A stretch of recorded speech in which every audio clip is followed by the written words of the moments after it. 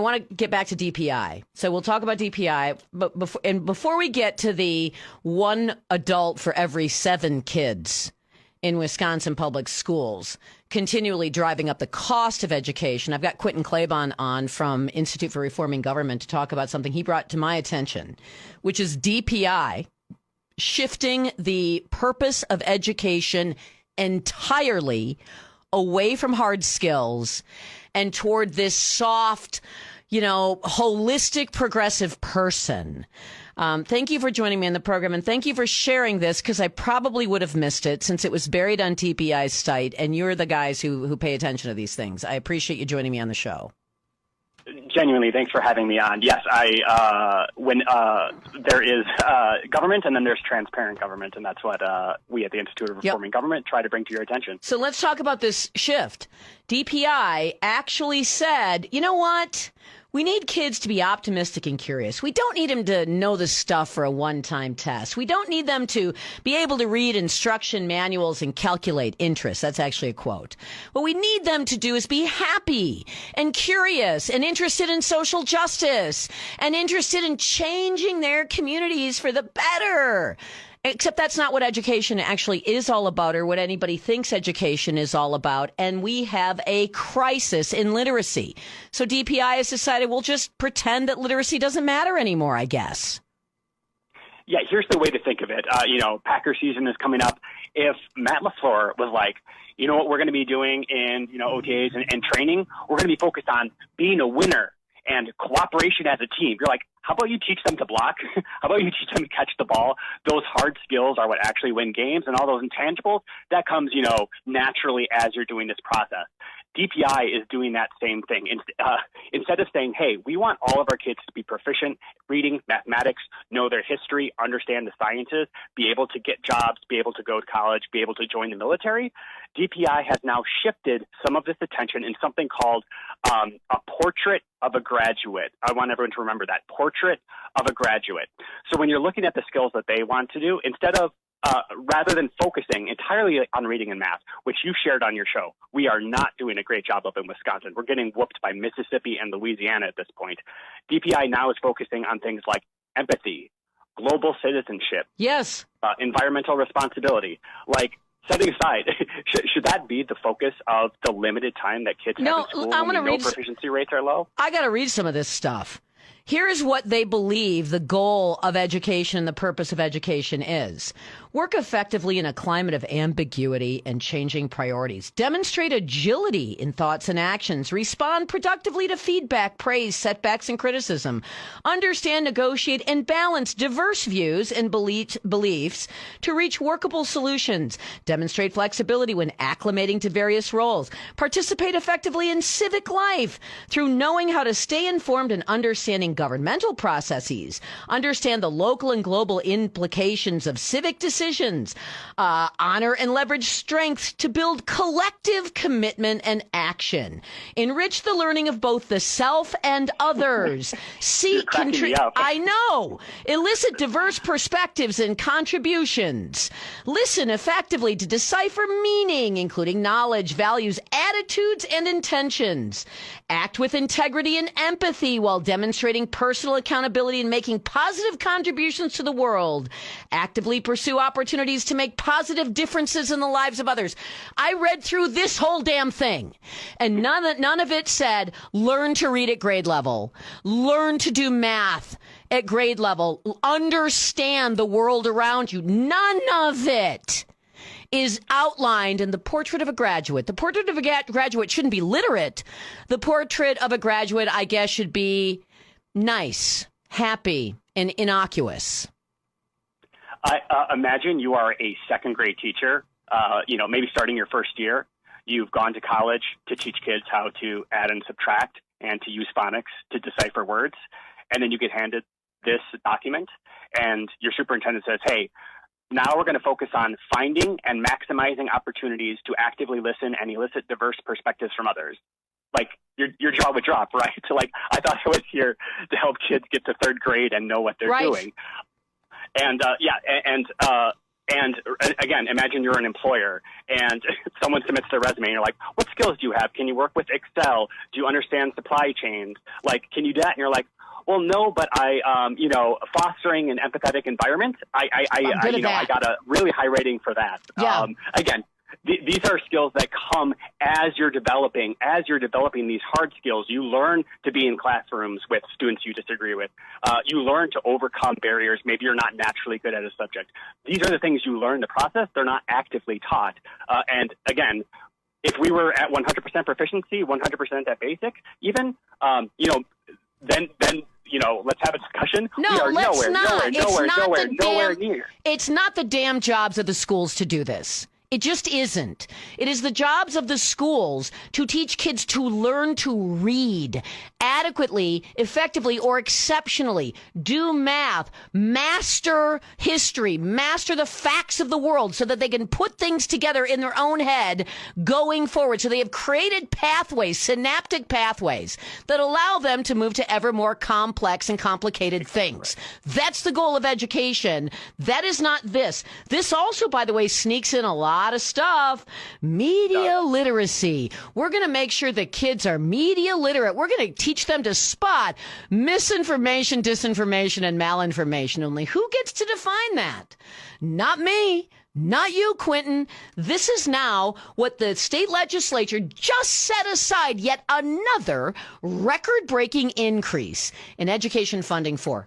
This kind of stuff. We have not solved literacy, and this is what is now the money is going to be used for, because there are way too many people being employed in education, as you have pointed out in a different research project you did.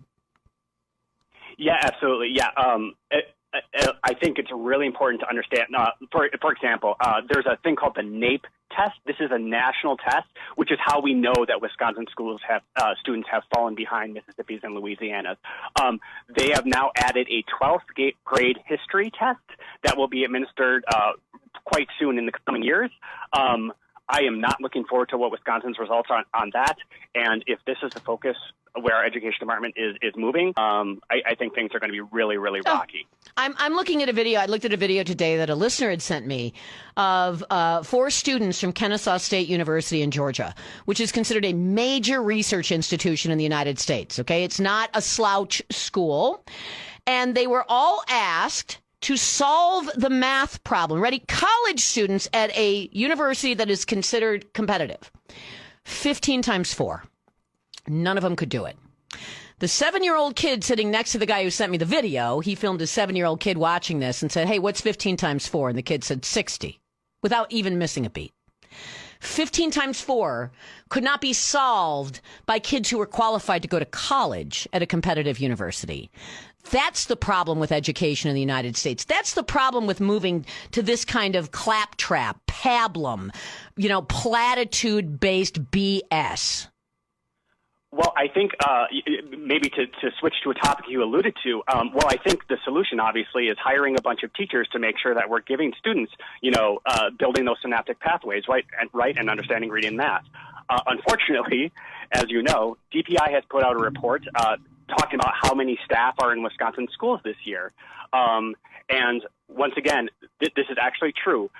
This is the most adults per student that have ever been in Wisconsin schools in state history since our founding. There is now 1 adult per 7 students. And these are not all of these additions, all of these adults, all this staff that's been hired, making education more expensive and contributing to referenda. These are not teachers being hired. Over the last 16 years, Wisconsin added as we lost 80,000 students, we added 800 teachers and 12,000 non-teachers. This is not a joke. I've triple checked the information. We lost 80,000 students, added 800 teachers, added 12,000 non-teachers to schools. And all of these kind of ambiguity, soft, untestable, unverifiable, subjective things that are in this portrait of a graduate. All of these other staff that are being hired, that's the focus, and not on, hey, are we getting the right class sizes, the special education, and all the things that we need to make sure that students are learning? Well, my goodness, we've got every kid under the sun now making applications for IAPs. And if we had just poured another $300 million into it, that would have been even worse. We went from around 9 to 10% of kids with IEPs to now 15%. The moment you expand funding for IEPs, special ed, you're going to see that number go up to 20% or 25%. But we had 800 more teachers for 80,000 fewer students. We should be fine, right? We should be fine on teachers. But we have 12,000 adult administrators that need to do things like what DPI is rolling out and is going to demand more money. And in fact, there is a lawsuit that demands unlimited funding and an end to school choice. That is what that lawsuit that is moving to the Wisconsin Supreme Court and will be decided by the Wisconsin Supreme Court is demanding. Unlimited dollars for this crap. So 12,000 adults doing nothing important because we can't teach kids to read and do math. 12,000 adults. I mean, listen, it's one adult for every 7 kids. If 100% of those adults were teachers, I mean, we'd have too many teachers, frankly, but that would be one teacher for every 7 kids. 100% proficiency should be available if you had one teacher for every 7 kids. But let's say we couldn't do that because you do need some administrators, right? What if we had one teacher for every 10 kids? You're still talking tutor level attention. And I would be willing to bet you my retirement, they still would not be able to bring proficiency up to 50 or 60 or 70%. And these ratios are what we used to have. This is not some impossible feat. In the heyday, the Tommy Thompson years of education in the 1990s, we were operating at these levels. Meanwhile, I feel really bad for some of the residents of these districts. This is genuinely true. Middleton, Cross Plains, the district, lost 3% of its students, grew its staff by 16%. Wauwatosa lost 10% of its students, grew its staff by 9%. Eau Claire lost 9% of its students, almost a tenth of its students, added 23% in staff. 23%. I have zero sympathy for people. They're all voting for referenda. They're all voting to increase spending. They're all voting to increase property taxes on themselves. I have zero sympathy because the simple fact is no one in the media will talk about any of this stuff. If anybody just picked up your study and made a story out of it and got people's attention, maybe we could make a difference here. But nobody writes about this stuff. DPI doing this soft skill BS, and this is one of those few times that I just wish I could drop some serious profanities because it deserves it. If that were a statewide story, then maybe people would care. But right now, as long as the school says, we have the highest number of high school graduates, or we have, number one in Wisconsin for ACT scores, never mind the ACT score doesn't mean crap anymore. That would be different. But Quinton? No, people vote themselves into this stupidity, and there's not much we can do except have the state of Wisconsin take the money away. I think it's important that people listen to shows like yours so they can understand these facts. You go to the Eau Claire media when they actually did have to lay off some teachers for next year. I don't know if they didn't have to lay off a single teacher. Exactly they needed to lay off staff. They didn't have to lay off a single teacher. That was again threatening people with their own kids. Exactly. And so when the media is when the local media in Eau Claire is quoting these people, what do you think comes up? It's like, this was a terrible but necessary decision that we had to lay off Bon Iver's music teacher. And then, unfortunately, it's the big bad legislature that has forced our hand on this. And this is shared through the media uncritically, as opposed to asking some of these basic questions. Did you add almost a quarter of staff while losing almost a tenth of your students? This is not something that showed up in those conversations. No, of course not. Nobody asked. There was no criticism. So the next time a referendum comes around, you can have the teachers union organizing the spending constituencies to show up and load the vote, and it will pass. And then everybody will whine about their property taxes, and then they'll point to the legislature and they will say, "What are you doing? You did it to yourself." Wisconsin has done all of this. You talked about Tommy Thompson. Let's roll back to those days. When I was in school, when I left high school, which was mid-1980s, okay, so not too long before the Thompson era, maybe 10 years before the Thompson era, I had a minimum of 25 kids in my class. A minimum. Mike, I looked at my old kindergarten pictures just a couple of months ago. There were 27 kids in my kindergarten class. And we weren't having these problems, Quinton. So this idea, well, we need more teachers, we need to reduce class sizes. No, that's because you stopped letting education be about education. You let discipline go by the wayside, and you decided the most important thing was this woke crap, this social justice, social engineering, political propaganda, and that has been going on probably in earnest since about 1995. The thing about, I think people know, Wisconsin, unfortunately, unfortunately, you talked about Florida. Families are moving to Florida instead of Wisconsin, and people are having fewer kids, right? So enrollment is dropping. And so this is forcing people into two choices. You can either say, hey, we can have what we had in the 1990s, do the basics, focus on them really well, make sure that kids are leaving. Maybe you lose a little bit of the outside stuff, but you have all of this actually important stuff of the actual goal of education. Or you can do referendum after referendum after referendum after referendum to pay for all of this other soft stuff that, as far as we know, is not contributing to students being prepared for the workplace, for life, and for starting a family afterwards. You don't need all that, quote, outside stuff. Although when they talk about cutting the outside stuff, they talk about cutting the football team or the cheerleading squad or the or the band. That's what they talk about. They have no choice. Yeah, no choice. We want to when you want to cut the outside stuff, cut this crap. Cut all these staff that do absolutely nothing to justify their existence in education. You know, we talk about the derelict industrial complex, the NGO industrial complex, the social justice industrial complex. This is the education industrial complex. It exists to justify its own continued existence. It doesn't exist for our kids. Where can people find more on this? Because, I want them to download the information and look at it for themselves if they can.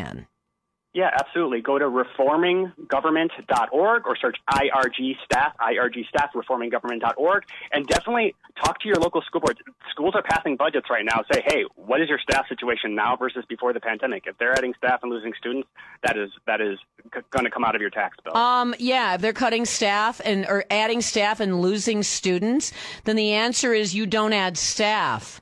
Sorry. Quinton Klabon, Institute for Reforming Government, reforminggovernment.org. I appreciate the time on the program. Thank you so much. Thank you. We'll take a quick break.